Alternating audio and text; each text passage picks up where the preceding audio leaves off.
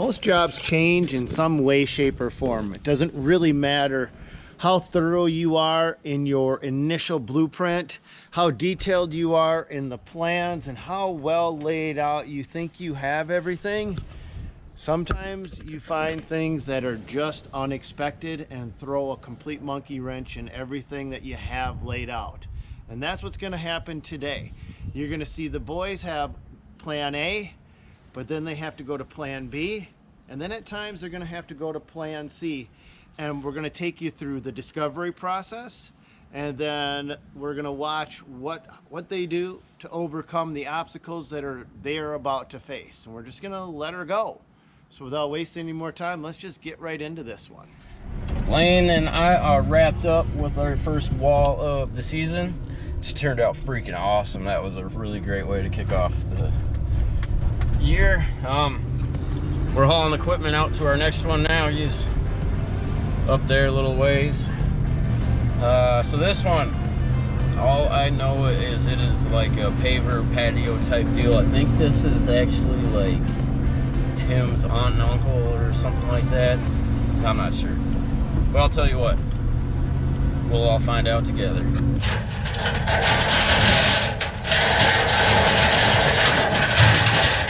The project the boys are going to be tackling is a paver patio with natural stone stairs, and then it's going to be flanked on either side by a natural stone stairway.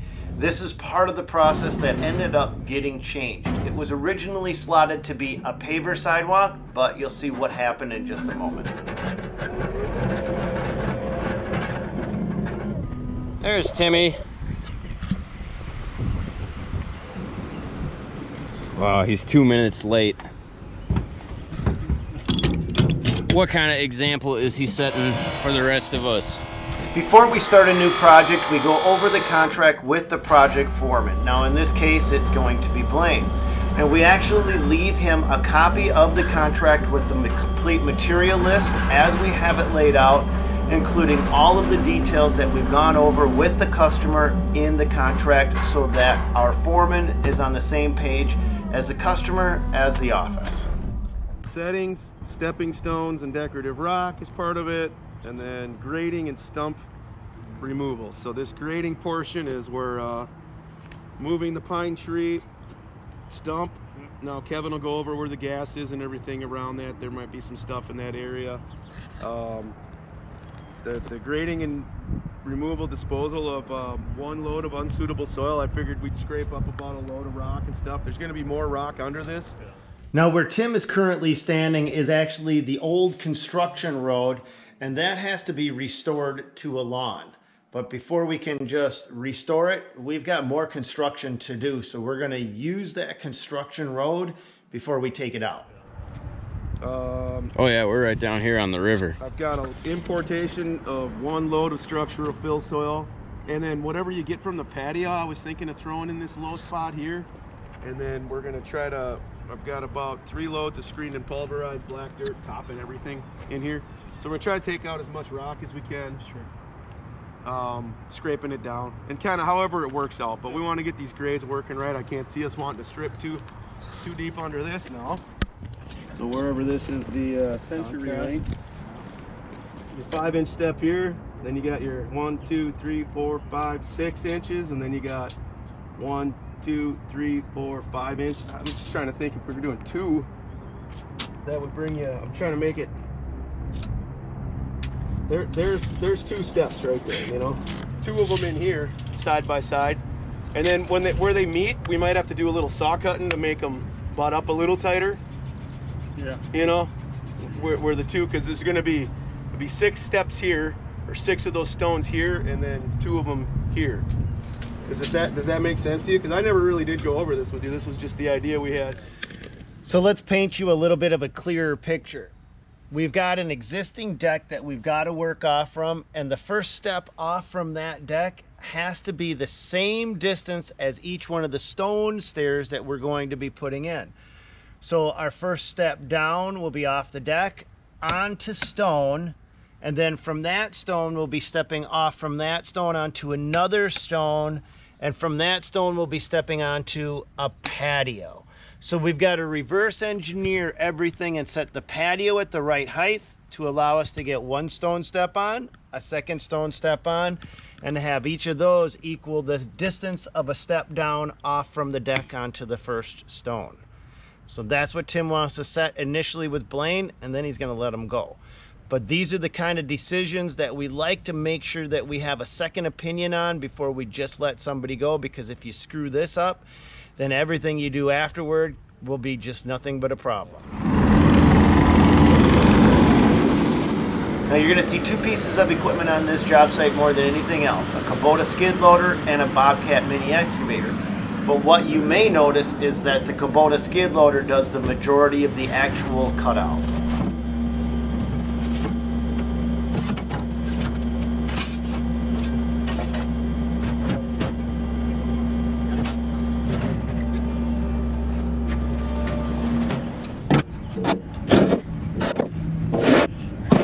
In the area where they want the patio, there's currently a fire ring and a lot of grass and turf. All of that has to be removed.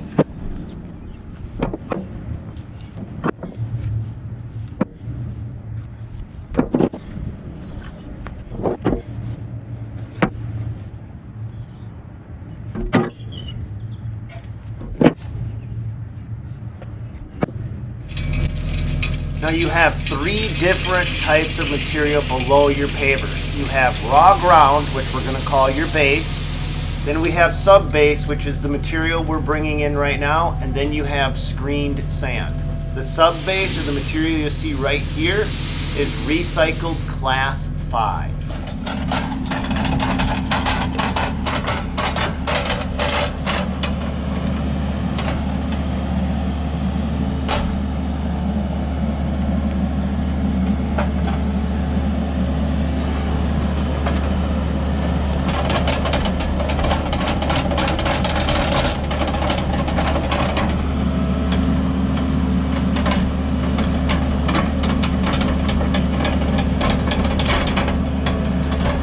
If you got in there with the forks and just lifted that sucker up. Yeah, I'm just worried about the roots that are growing. Was that Yeah. gas? Yeah. Yeah, soft though. Yeah, this is good dirt. That's some good dirt.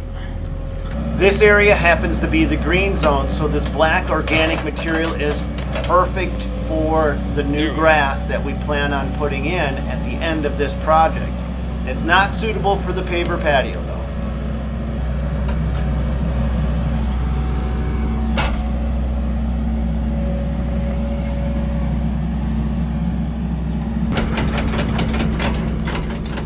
Blaine is careful to shake as much of the excess organic material off from the stump because the recycling facility where we take it to doesn't allow dirt and debris mixed in with their stumps.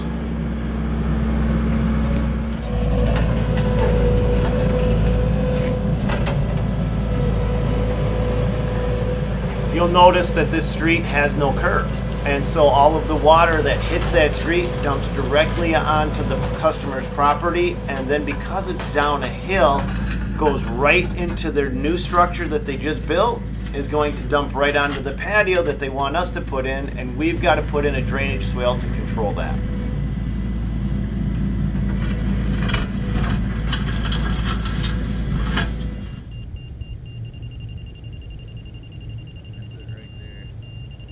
We install the drainage swale as the very first step. That way, if we get any torrential downpours during the course of construction, we're not going to end up with a complete washout.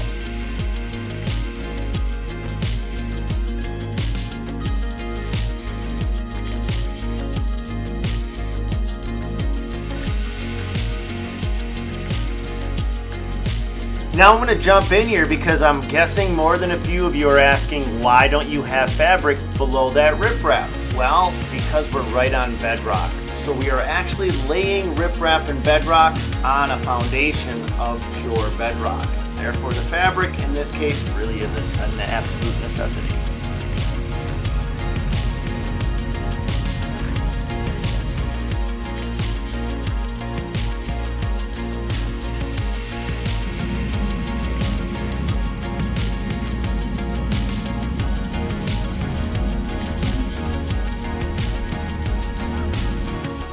During this phase of the project, we want to be very careful that we don't over excavate or cut our sub-base material out too deep. If by chance we do happen to cut too deep, we can't just put the material back in like nothing happened. We've got to actually place it in lifts and compact it to make sure that we have 100% compaction below this new paver patio that's going in. So by being a little extra careful during this step, it will save us a lot of potential work down the road.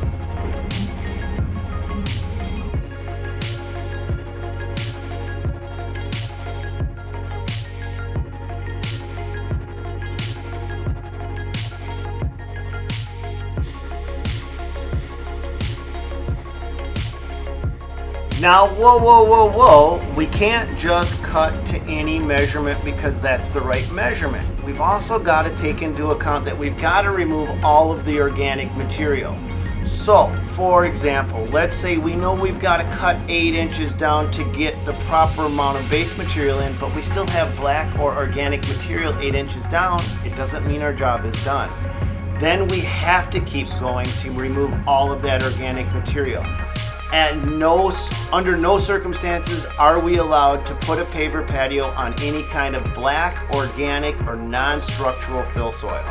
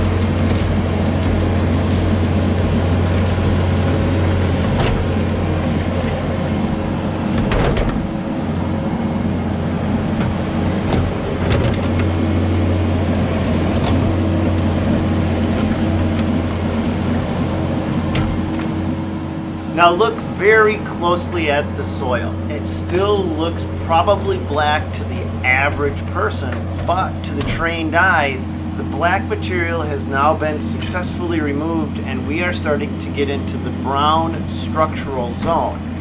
So we can just start to skim off any of the excess black dirt, get that out of the way, and then leverage that brown structural fill for our base, and then bring in our sub-base material or the recycled class 5 next.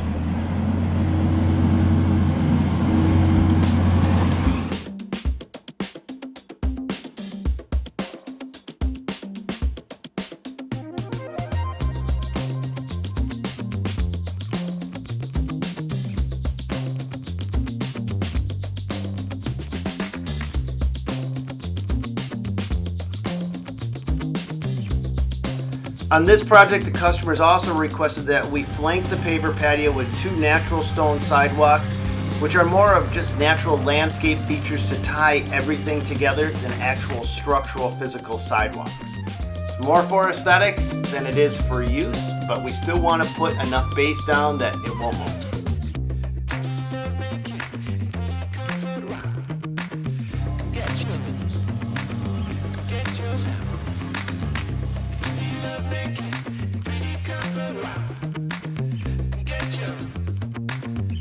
Our sub-base material is recycled class 5, and what this is, it's road millings that has been pulverized and crushed. The largest pieces are 3/4 inch in diameter, but they go all the way down to fines, and they basically pack up hard as concrete.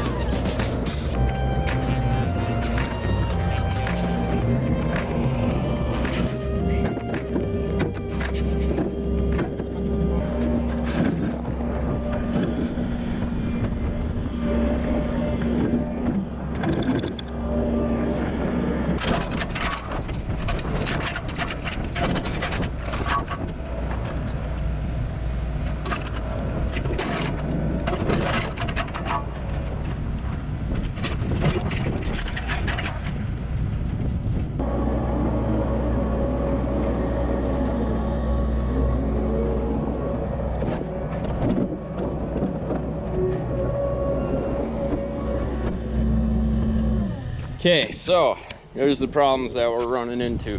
First of all, the property that we're working on, right on the river.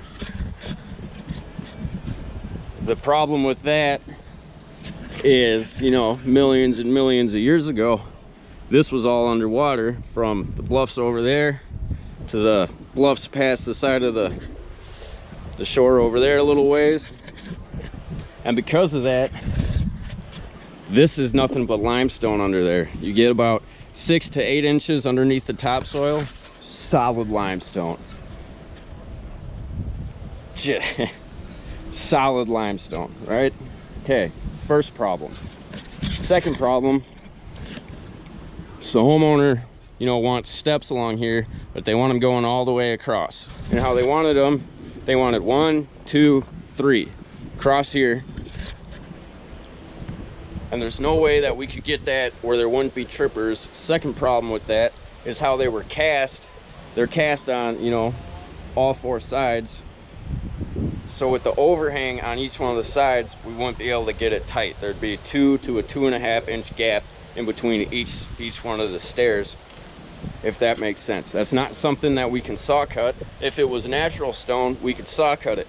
But why we couldn't saw cut those is it's painted concrete, right? So you cut, and then it's just going to be concrete because it's just painted on the outside. Second problem. After that, we switched the type of step we're going to use. We got these ones over here, and Blaine and I have used these ones before. These are the ones that we switched to. They're still rough on the 3 sides, but not as bad. So this is something I'll be able to shave down, so that we'll be able to get a nice tight fit or a tighter fit on there. And these are the same color all the way through. They're not just painted. That's the third problem. Fourth problem, we're going back to this whole yard being nothing but limestone.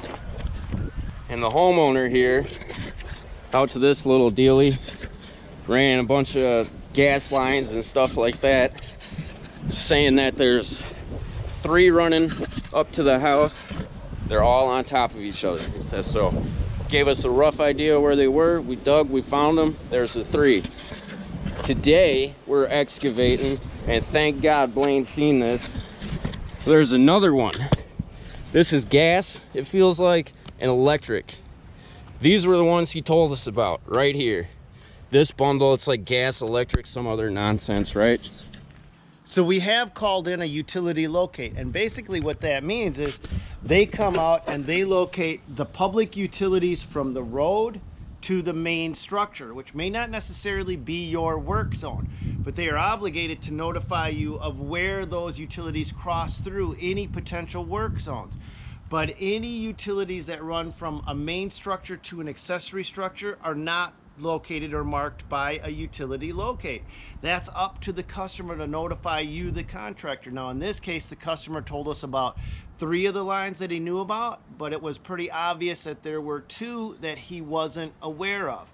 And Sam is thinking that those 2 lines are a gas and electric line put together, which is a very deadly combination. If Blaine did happen to go through that and they were a gas and electric line combo all in one, as he punctured the gas line and then punctured the electric line, as the gas was escaping, the sparks from the electric line would ignite it, creating a pretty massive mess. So if you guys do happen to run across a line and you do think it's a gas and electric combo like you see here, that should be a very big red flag to stop work and make sure that you get that taken care of before you go any further. Because if you do puncture those 2 together, it's not going to be pretty. I cannot tell you how close Blaine came to taking that out. So freaking close. He didn't, thank God. But here's the problem. All of this is sitting on limestone. It is just a massive, massive, solid chunk of limestone all the way through here. We're not going to be able to move these lines out of the way. The homeowner wanted like a paver little pathway going into the patio over there, and that is absolutely 100% out of the question now. We're not going to be able to get enough base in here. I'm not wanting, Blaine and I aren't wanting to go over gas lines or none of this. This is a mess. the sketch factor on this bit right here is high. So we are having to change the plan again, which isn't a problem. That's usually how it goes once you start getting into these things and stuff like that. But oh my God, there is a reason you get these things down as far as you can. So this almost ended up being a really bad day. And I don't know if the homeowner didn't know that this one was here or forgot to say something, or I don't know. Because he only said that there was these 3 and apparently there's not. So okay, so this project, it's not a hard one. Nice little patio and some other stuff, but this has been such a freaking nightmare already. Oh gosh, I don't even know what to say. This has turned into such a mess.